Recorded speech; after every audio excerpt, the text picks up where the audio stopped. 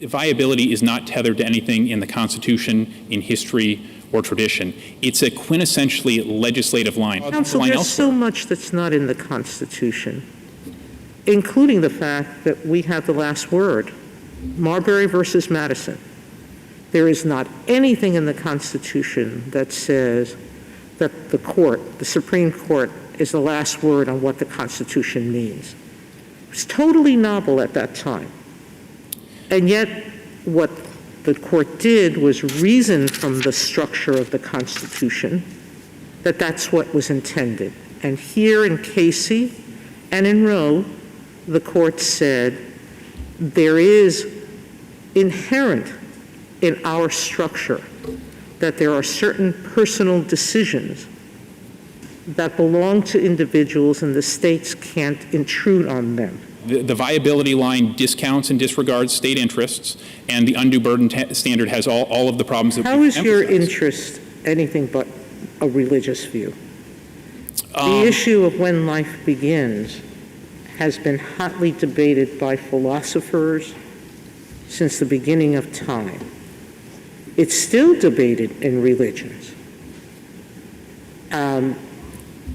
So when you say this is the only right that takes away from the state the ability to protect a life, that's a religious view, isn't it? Because it assumes that a fetus is life at when?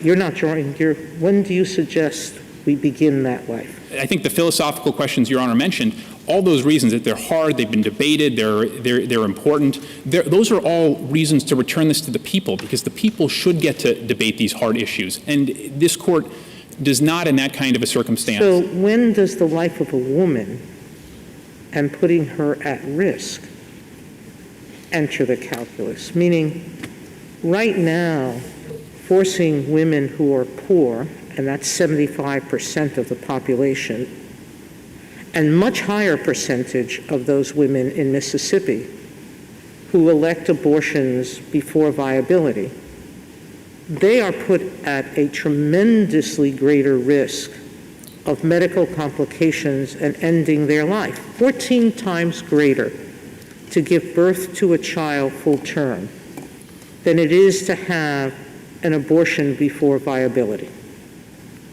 And now the state is saying to these women, we can choose not only to physically complicate your existence, put you at medical risk, make you poorer by the choice,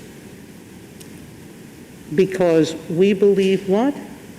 Now, the sponsors of this bill, the House bill in Mississippi, said we're doing it because we have new justices. The newest ban that Mississippi has put in place, the 6-week ban, the Senate sponsor said, we're doing it because we have new justices on the Supreme Court.